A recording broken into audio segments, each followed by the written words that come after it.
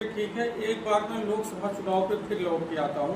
PP Saroj को जनता ने, मछली शहर की जनता ने 5 साल मौका दिया। 5 साल में पीपी सरोज ने कुछ भी काम नहीं किया और स्थिति अब ये आ गई थी कि लोकसभा चुनाव में पीपी सरोज का टिकट भाजपा काटने वाली थी और जनता का आरोप है कि भाजपा ने स्वयं से टिकट पीपी सरोज को दिया नहीं।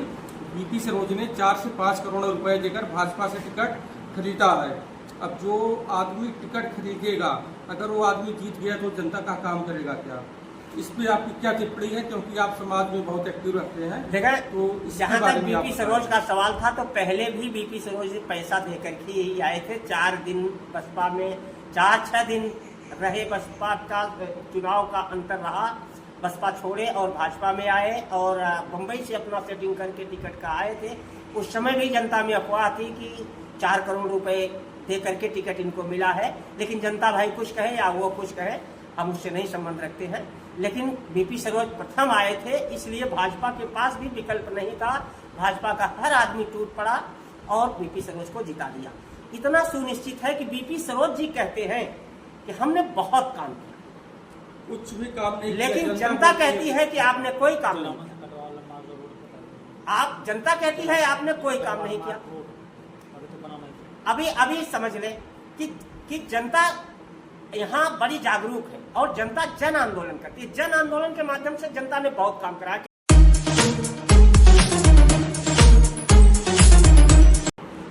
नमस्कार साथियों, मैं हूं पंकज पांडे और आप देख रहे हैं गेटिंग सच न्यूज। गेटिंग सच न्यूज में आप सभी लोगों का स्वागत है।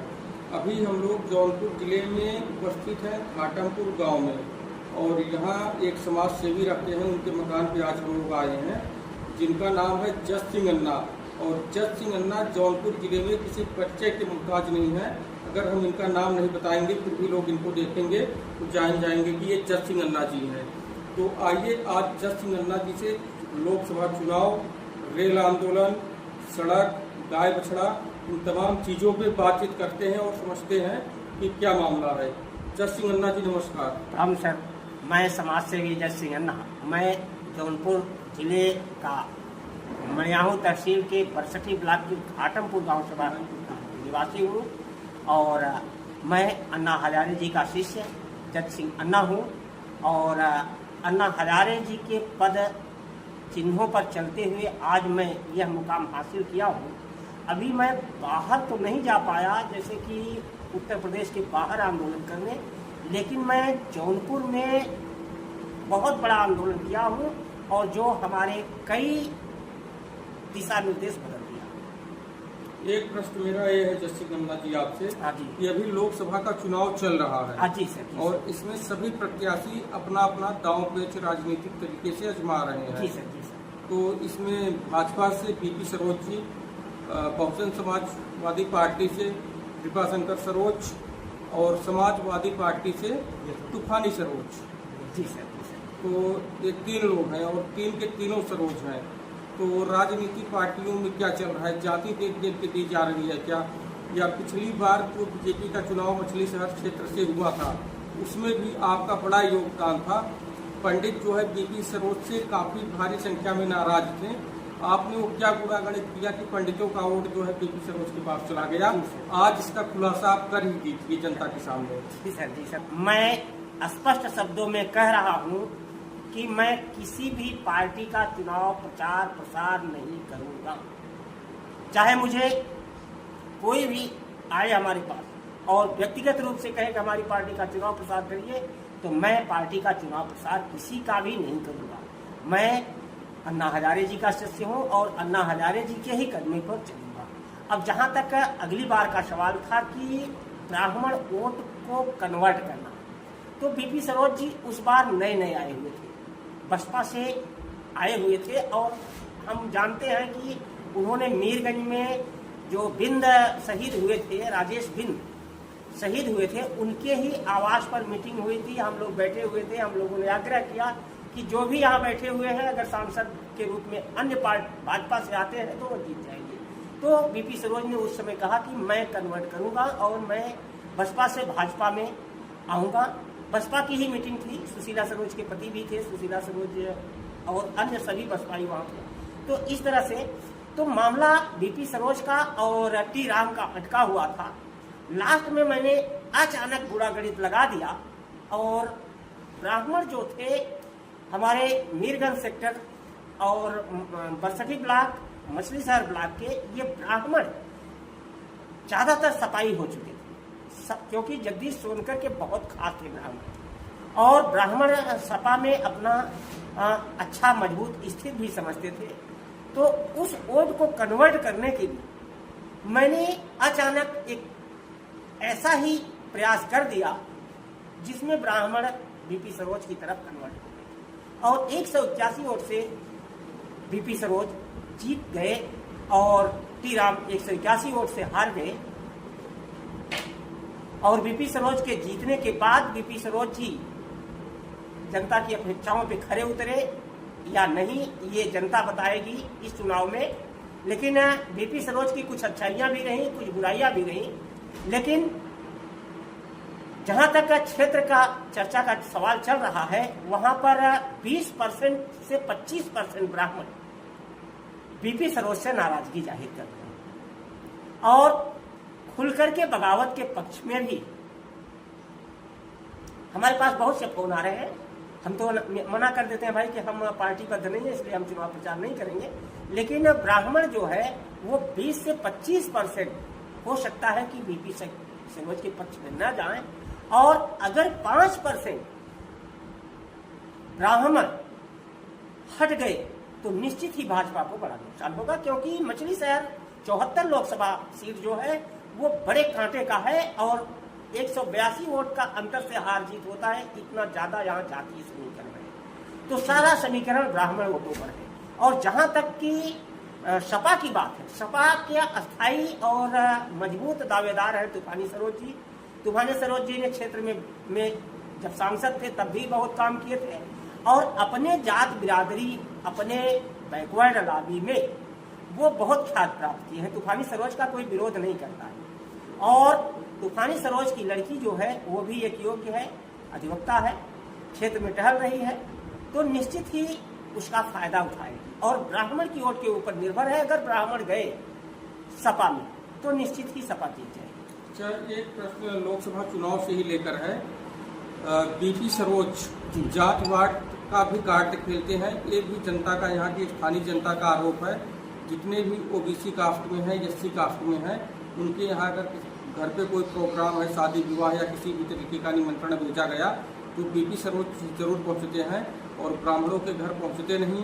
पहला आरोप ब्राह्मणों का ये है और दूसरा आरोप ये है कि हम ब्राह्मणों ने इनको वोट दिया और क्षेत्र का जो है सांसद बनाया रखा, लेकिन इन्होंने क्षेत्र के लिए कुछ ऐसा विकास का काम नहीं किया, ऐसा कोई कार्य किया ही नहीं पब्लिक के हित में।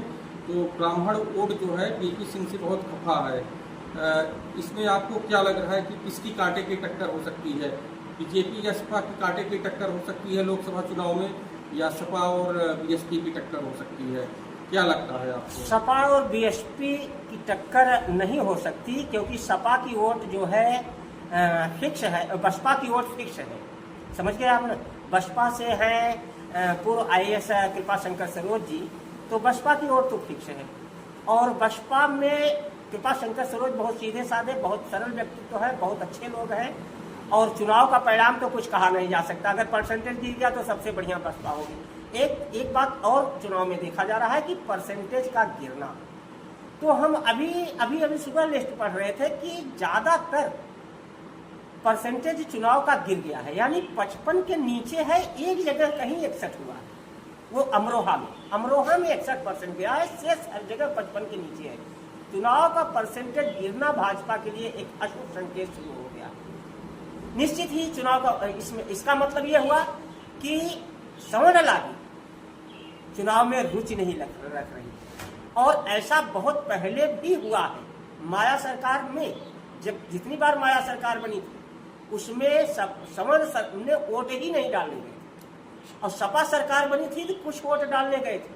तो इस तरह से जो समीकरण बन रहा है परसेंटेज घटने का, निश्चित ही सपा को फायदा होगा और कुछ बसपा को भी फायदा होगा। एक प्रश्न और है, पास में चिरौना गांव है, वहाँ के पब्लिक डोमेन में लोग बता रहे थे भाई बीपी सरोज ने ब्राह्मणों के ऊपर SC/ST लगा के अपनी जात बिरादरियों का जो सरोज जाति में आते हैं उनका जो है समर्थन किया और उनकी तरफ से जो है थाने में बुलवा के पंडितों पे SC/ST लगवा दिए। तो ऐसी स्थिति में क्या लग रहा है कि ब्राह्मण समुदाय वोट करेगा बीपी सरोज को? देखिए SC/ST मछली शहर लोकसभा में बहुत लगा हुआ है, बहुत ज़्यादा रिकॉर्ड तोड़ गया है, पूरे भारत में रिकॉर्ड तोड़ गया है SC/ST का। तो इसको संयम रखना चाहिए था बीपी सरोज को, लेकिन बीपी सरोज ने यह कंट्रोल नहीं कर पाए हैं और अनावश्यक लोगों के ऊपर लगा है, जिसका खामियाजा तो भुगतना पड़ेगा।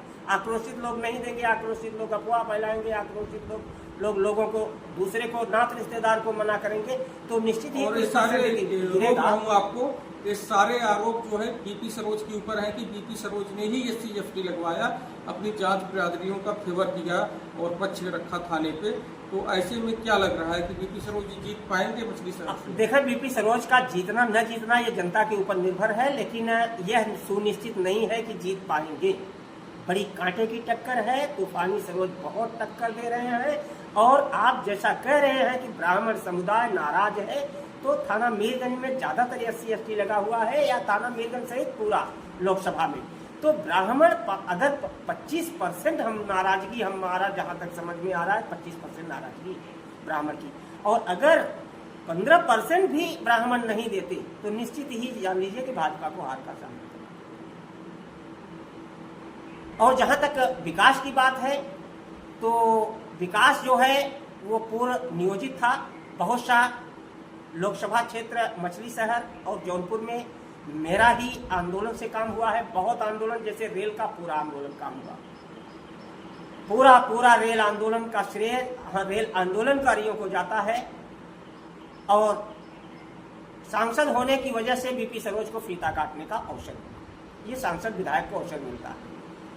और जहां तक सपा की और बसपा और भाजपा के सरोज का सवाल है वोटिंग का, तो सरोज जो है, बीपी सरोज ने फेवर बहुत किया अपने 5 साल के कार्यकाल में, फेवर बहुत किया, लेकिन तूफानी सरोज को हमारा जहां तक अनुमान है कि 65% सरोज तूफानी सरोज के ही पाले में जाएंगे। एक प्रश्न मेरा इतना क्योंकि तूफानी सरोज का सरोज में बहुत अच्छा प्रभाव प्रसार पहले से ही है। अन्ना जी, आपको एक प्रश्न रोक रहा हूँ, मेरा एक प्रश्न और है कि भाजपा ने बीपी सरोज को 5 साल का बैंक आंदोलन का क्या मामला था? उस समय आप बहुत चर्चा में आए हुए थे। देखिए प्रारंभिक हमारा 2014 में योजना आई कि राशन कार्ड बनने जा रहा है, तो राशन कार्ड बनने जा रहा है तो बैंकों में अचानक लाइन लग गई और 102 ब्रांच जौनपुर में है union bank, lead bank union bank है। यूनियन बैंक की इतनी गिरी पोजीशन थी कि संभव नहीं था कि बैंक सुधर सकती है और बैंक से कोई भिड़ना भी नहीं चाहता, इसलिए बैंक यहाँ जौनपुर में सुधर नहीं रही थी। लेकिन मैं यूनियन बैंक के मीरगंज से में पहुंचा, एक संयोग था कि हमारी पत्नी जी मीरगंज में गई यूनियन बैंक में और घुसने नहीं पाई, वो आई 50 बात हमको यहाँ बोली कि इस तरह से बैंकों का हाल है यहाँ पे, तो क्या होगा। तो हमारे दिमाग में आया कि हमें कुछ करना चाहिए। उसी समय मैं उठा और बैंक आंदोलन छेड़ दिया। यूनियन बैंक में 500 लोगों की लाइन होती थी, कतार होती थी, लड़के लड़की एक साथ में होते थे, लड़के लड़कियों को कलम खोद देते थे, इतना ज़्यादा दिक्कत होती थी। बैंक के अंदर जगह खड़े होने की जगह नहीं थी। 1000 स्क्वायर फीट में जनता को 50 से 70 वर्ग फीट से ज़्यादा नहीं मिलता था जनता के लिए शेष बैंक अपना, तो पूरे जर्जर होती थी, छत चू रहा था, सड़ रहा था, झाला लगा हुआ था, कहीं भी बैंक देखने लायक नहीं थी। इसलिए मैंने वहां आमरण अनशन कर दिया। Mirganj union bank of India शाखा मीरगंज, हमने आमरण अनशन कर दिया। आमरण अनशन में वो प्रारंभिक हमारा चरण था, हमको भी वहां पे आमरण अनशन करना था। अंततः मैं पुलिस उठा ले गई, एसडीएम साहब का आदेश के बाद भी पुलिस उठा ले गई, थाने में बैठा गई। लेकिन आरओ आए जौनपुर से, हमारी बातें सुने और जीएम हमारी बातें सुने, एसडीएम साहब से बातें भी हुई, लेकिन वो बैंक जांच में चली, जांच हो गई। यहाँ पे कई अधिकारी आए लखनऊ से, कई अधिकारी बनारस से, जौनपुर से, सब जांच किए। बैंक को फिसड्डी पाए, यहाँ तक कि सुअरबारा कह दिए कि यूनियन बैंक ऑफ इंडिया शाखा मीरगंज सुअरबारा है, तो उसको बदलने का आदेश दिया कि बिल्डिंग बदल दो। बिल्डिंग 2 रुपए में किराए पे थी, 2 रुपए वर्ग फीट पे। तो हम फिर हमारा मनोबल बढ़ गया और इसके बाद मैं बैंक आंदोलन शुरू कर दिया। पूरा बैंक, जौनपुर का पूरा सभी बैंकों को मैं देखा, सबका वीडियो बनाया और सबका नोटिस बार बार देता रहा, ईमेल फैक्स देता रहा नरीमन पॉइंट मुंबई। और अंततः मैं 1.5 साल के बाद नरीमन पॉइंट मुंबई चला गया। चेयरमैन राजकिरण राय जी थी। किसी तरह एक गांव का आदमी कैसे मिलता है ये हम ही जानते हैं, तो किसी तरह मुझे 6-7 घंटे बाद वहाँ नरीमन पॉइंट में मिलने का अवसर मिला। और जब मैं उनसे पूरा विस्तृत ब्यौरा बताया तो उन्होंने बढ़िया नाश्ता चाय पानी कराने के बाद हमारा एक विस्तृत ब्यौरा देखा और सारे यूनियन बैंकों को पूरा चेक किया। इसके बाद मैं अत्याधुनिक प्रणाली मांग रहा था कि हमें लेटेस्ट प्रणाली दीजिए जिससे 500 की लाइन खत्म हो, तो वह मान गई और हमारा वह काम हुआ। उन्होंने कहा कि हम 1 महीने के अंदर एक नई प्रणाली जब आपका विकसित करेंगे, बैंक मित्र आपको 5-5, एक बैंक में 5-5 बैंक मित्र होंगे जो लाइन को कम कर देंगे। इस तरह से अत्याधुनिक प्रणाली आई और यूनियन बैंक सब सही हो गया, हमारा आंदोलन सफल हुआ और अत्याधुनिक मॉडल से अब बैंकें बन रही हैं और हम बहुत अच्छा कार्य यूनियन बैंक से सीखे आंदोलन करके और आज बैंक के सभी अधिकारियों और चेयरमैन को धन्यवाद देता हूँ। चलिए ठीक है, एक बार मैं लोकसभा चुनाव पे फिर लौट के आता हूँ। पीपी सरोज को जनता ने, मछली शहर की जनता ने 5 साल मौका दिया। 5 साल में पीपी सरोज ने कुछ भी काम नहीं किया और स्थिति अब ये आ गई थी कि लोकसभा चुनाव में पीपी सरोज का टिकट भाजपा काटने वाली थी और जनता का आरोप है कि भाजपा ने स्वयं से टिकट बीपी सरोज को दिया नहीं। बीपी सरोज ने 4 से 5 करोड़ रुपए देकर भाजपा से टिकट खरीदा है। अब जो आदमी टिकट खरीदेगा, अगर वो आदमी जीत गया तो जनता का काम करेगा क्या? इस पे आपकी क्या टिप्पणी है, क्योंकि आप समाज में बहुत एक्टिव रहते हैं? देखा, तो जहाँ तक बीपी सरोज का सवाल था तो पहले भी बीपी सरोज से पैसा देकर के ही आए थे। 4 दिन बसपा में, 4-6 दिन रहे, बसपा का चुनाव का अंतर रहा, बसपा छोड़े और भाजपा में आए और मुंबई से अपना सेटिंग करके टिकट का आए थे।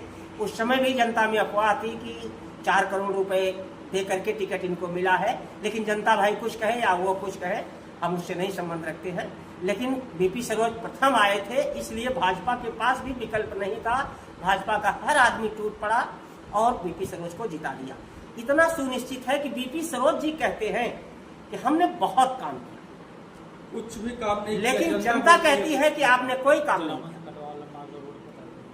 जनता कहती है आपने कोई काम नहीं किया।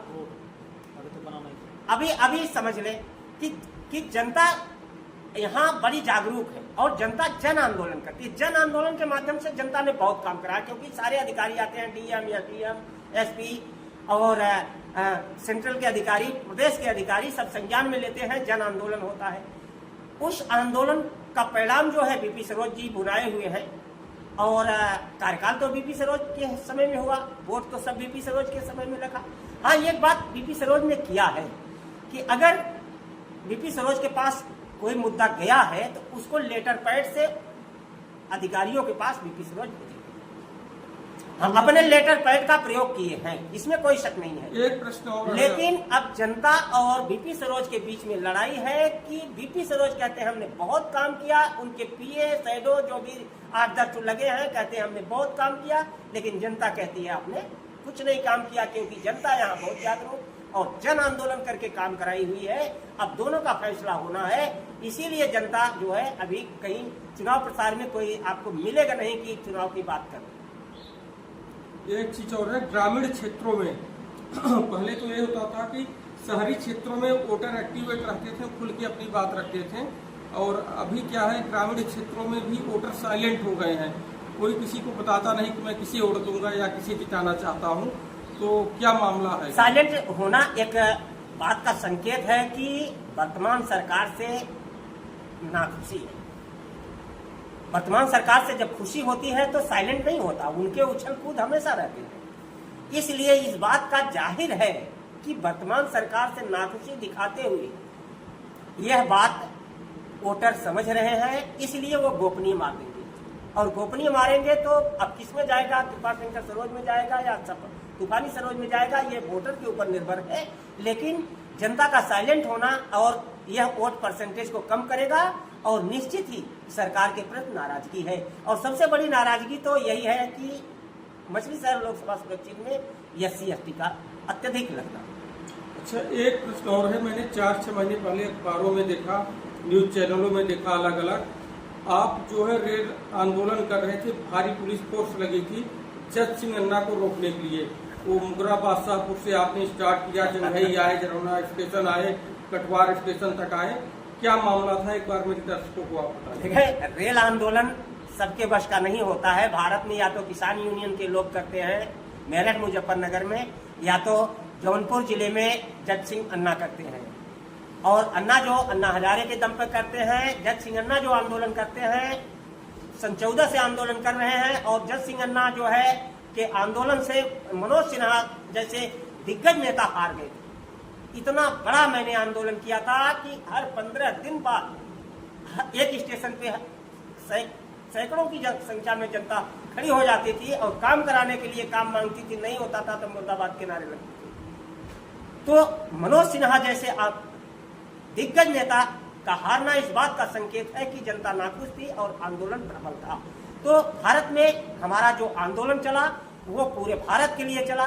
हम आपको कोई यकीन नहीं मानेगा कि हम अपने तीसरे आंदोलन, जबकि उस समय रेल मंत्री सुरेश प्रभु जो थे हटाए गए थे हम लोगों के मुर्दाबाद से, और बंबई में पुल टूट गया था। तो 2 कारण थे, एक तो जौनपुर का जन आंदोलन चला था और दूसरा बंबई में पुल टूटा था। तो सुरेश प्रभु हटा दिए गए थे और ये अजय गोयल जी आए हुए थे। अजय गोयल ने कहा कि जौनपुर वाले सब आंदोलन बंद कर दें, मैं हाल्ट से हाल्ट स्टेशन को भी VIP सुविधा युक्त बनाऊंगा, चाहे मुझे सरकार की जमीन बेचना पड़े। तो हमारे आंदोलन का ये प्रभाव था। हमारा कोई भी आंदोलन असफल नहीं गया रेलवे का। मैंने जो भी मांगा वो मिला। पूरे पूर्वांचल का मीटिंग यहाँ MD स्तर का बैठाया गया, GM स्तर का, पूरे पूर्वांचल के सांसद रामचरित्र निषाद अगले सांसद जी तो रामचरित्र निषाद के समय में GM यहाँ पे मीटिंग बुलाई गई, सारे सांसद बुलाए गए। कुछ सांसद पहुंचे, कुछ सांसद के प्रतिनिधि पहुंचे, लेकिन पूरे पूर्वांचल की रेल व्यवस्था बदली गई और रेलवे ने हम लोगों के आंदोलन से बहुत बड़ा काम कर गया, केवल जज सिंह अन्ना के आंदोलन से। इस तरह से हमारा आंदोलन रेलवे के लिए एक वरदान साबित हुआ है। और रेल में कहीं भी देखेंगे तो भाजपा ने बहुत बड़ा काम शुरू किया है। भाजपा के 2 रिकॉर्ड हैं, एक रेलवे का, एक सड़क का, नितिन गडकरी का। ये 2 व्यक्ति ऐसे हैं, 2 लोग ऐसे हैं जहाँ की बहुत बड़ा विकास हुआ है। शेष बहुत बड़ा भ्रष्टाचार भी भाजपा का है, जैसे चिकित्सा संबंधी। सर, 1 मिनट रुक जाइए। जज सिंह अन्ना जी, आप पूरे जौनपुर जिले में किसी परिचय के मोहताज नहीं है और अभी लोकसभा का चुनाव चल रहा है। तो ऐसे में समाजवादी पार्टी, BSP और BJP सभी पार्टी ने आपको ऑफर तो जरूर किया होगा, हमको आइए हमारी लोकसभा चुनाव। हमको सभी ऑफर करते हैं, रोज शाम को सभी के पसंदीदा लोगों के फोन हमारे पास आते हैं, लेकिन हम अन्ना हजारे वाले हैं, हम किसी पार्टी का चुनाव नहीं करेंगे। अगली बार मैंने चुनाव नहीं किया था, लेकिन अगली बार अचानक मेरा मूड बदल गया था। मैंने ब्राह्मण वोट को कन्वर्ट कर दिया था BP सरोज के पक्ष में। उसमें बहुत गाली भी पाया था, बड़े मारधाड़ हुआ था। मैं 10 दिन निकला नहीं कि हिंसा हो जाएगी, लेकिन BP सरोज के पक्ष में मैंने कन्वर्ट किया था। अब BP सरोज इसका एहसान नहीं मानते, इसका एहसान BP सरोज ने नहीं माना। मछली शहर की क्षेत्र के किसी भी जनता का एहसान नहीं मानते जिन्होंने उन्हें कुर्सी पे बैठाया है सांसद बना के। ठीक है, उन्होंने कुछ भी काम नहीं किया है, ऐसा जनता का आरोप है। तो आपकी बात कहाँ मानेंगे? हमारा जो आंदोलन है, जो हमने काम किया है, उस पर BP सरोज सांसद होने की वजह से वोट लगा है, मैं इतना जानता हूँ। अब क्या काम किया? उन्होंने कहा बहुत काम किए हैं, जनता कह रही है कुछ नहीं काम किया है। जनता अपने आंदोलन से बहुत सा काम करा रही है, वो कह रहे हैं हमने अपने काम कराया। एक चीज और है, जैसे आप लोगों का मुद्दा उठाते हैं, रोड का मुद्दा उठाते हैं या किसी भी प्रकार का आंदोलन, मान लो रेल आंदोलन तक तो ठीक है। अब जैसे आपने सड़क आंदोलन उठा दिया, बीच में उठाया भी था आपने, अब सड़क बन रहा है। अब मान लो रास्ते में ग्राम सभा की जमीन है, ग्राम समाज की जमीन है, या किसी की आबादी उबादी है, कोई बसा नहीं है, बसने के लिए सोच रहा होगा जिसका होगा, ऐसी स्थिति में अगर वहाँ से सड़क निकलेगा तो जमीन तो चली जाएगी। तो ऐसी स्थिति में क्या लोग आपको धमकाते नहीं है? क्या स्थानीय लोग वहाँ के आप क्या कर रहे हैं? आपके पास ऐसा कोई, एक मिनट सुन लीजिए आप मेरा प्रश्न, क्या आपके पास ऐसी कोई कॉल और नहीं आती क्या कि आपने ऐसा करा दिया, मेरा नुकसान हो गया, मैं आपको गोली से उड़वा दूंगा? या जज सिंह अन्ना डरते हैं या नहीं डरते हैं? नहीं, ये बात आप सत्य कह रहे हैं। ऐसे बहुत से काम आए हैं, जैसे कि जरौना रेलवे स्टेशन का प्लेटफार्म बिछ रहा था, हाँ, हमने पास कराया था। अनिल लोहाटी DRM थे, मैं उनसे पास कराया था कि सर हमारा जरौना स्टेशन जो है टूट फूट गया है और अच्छी खासी टिकट की बिक्री है। अनिल लोहाटी ने पास किया। फिर जरौना अभी हाल ही में बना, हाँ, तो उस पर क्या हुआ, ठेकेदार जो है पुराना ईंटा प्लेटफार्म का उखाड़ करके फेंकवा दिया और रेल पटरी ऊंची हो गई। रेल पटरी से 3 फीट नीचे वो बिछा रहा था, तो 3 फीट नीचे प्लेटफार्म का बनना ये अशुभ था। रेल पटरी से 3 फीट नीचे तो उतरेंगे कैसे लोग? तो मैं उसको जाके रोक दिया। ठेकेदार हड़का दिया कि हमको जो पास है हम वही बनाएंगे। हमने कहा भाई पास है तो आप एक बार पुनः आग्रह कर दीजिए। नहीं माना, कहा हम गोलियों से उड़ा देंगे। ठेकेदार का जो अध्यक्ष है एसोसिएशन का, उसने कहा गोलियों से उड़ा दूंगा। और अभी हम आपको यकीन बताएं कि वो 2 महीना पहले बारात में ठेकेदार एसोसिएशन का अध्यक्ष मिल गया और हम उस बारात में, लड़की की शादी थी, उसमें 11 बजे तक मैं वहां रहा। 11 बजे के बाद जैसे ही मैं मंडप छोड़ के बाहर आया तो वो गुंडा मेरे सामने खड़ा हो गया। कहा आप ही जज सिंह अन्ना है, आपने हमारा जरौना का रोका था, हम आपसे निपट लेंगे और हम गाड़ियों से कुचल देंगे। तो इस तरह धमकी आती नहीं है, लोग खड़े हो जाते हैं, लेकिन मैं डरता नहीं हूँ। और न्याय की जहां तक बात है, गोली भी मारने का उसने कहा था ठेकेदार ने, लेकिन मैं डरा नहीं। यही हाल उसमें हुआ। गोपालपुर का जो हमने अपहरण हत्याकांड, रविंद्र पाठक अपहरण हत्याकांड खुलवाया था, उसमें भी पूरा हो गया था कि आप हम लोगों को जेल में फंसा दिए हैं, हम जो है आएंगे तो ये कर देंगे। अभी न्याय की बात है तो अभी उषा बीपी सरोज ने वोट लगा दिया, सड़क मेरी पास कराई। सांसद जी ने कैसे उद्घाटन कर दिया जब आपने सड़क पास कराया? तो सांसद जी के कार्यकाल में, जो भी कार्यकाल में सांसद जी के सड़क बनेगी, विधायक जी के कार्यकाल में बनेगी, तो सांसद और विधायक जी का ही वोट लगेगा। सांसद जी खुद क्यों नहीं करा रहे हैं? करा कोई समाज सेवी रहा है, सांसद जी क्यों अपनी बाहबाही लूट रहे हैं? इसका विरोध होना चाहिए, नहीं होना चाहिए? फिर क्या हुआ कि जनता तो खुद समझ रही है, जनता समझ रही है। तो जनता, फिर क्या हुआ कि वह रोड रुक गई। 1.5 साल तक हमारी ये बारीगांव से जरौना रोड बन गई, लेकिन वह जमुनीपुर से पूषा रोड एक स्टे के कारण रुक गई और जमुनीपुर से बनकट स्टे के कारण रुक गई। वहाँ लड्डू पंडित हैं गैली के, उन्होंने स्टे कर दिया, और पूषा के पंडित हैं, विजय बहादुर पंडित हैं, उन्होंने स्टे कर दिया। 2 स्टे हो गया। 1.5 साल तक इतना बड़ा गिट्टा, यानी अत्याधुनिक प्रणाली से जब ऐसा गिट्टा खोदा गया तो सारा गिट्टा ऊपर आ गया।